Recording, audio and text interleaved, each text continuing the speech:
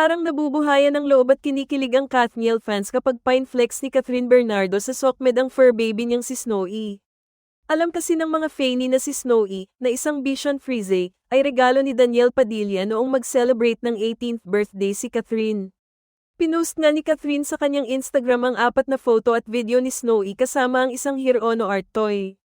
Your nightly dose of cuteness, courtesy of Snowy and Hirono, yan ang caption na ginamit ni Kat sa nakaka-good vibes na IG post.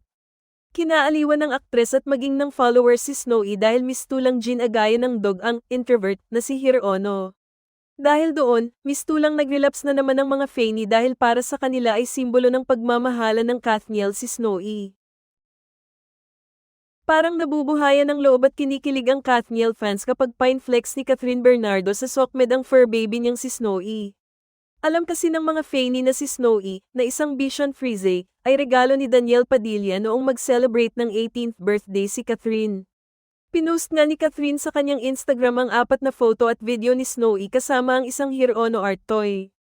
Your nightly dose of cuteness, courtesy of Snowy and Hirono, yan ang caption na ginamit ni Kat sa nakaka-good vibes na IG post. Kinaaliwan ng aktres at maging ng followers si Snowy dahil mistulang ginagaya ng dog ang introvert na si Hirono.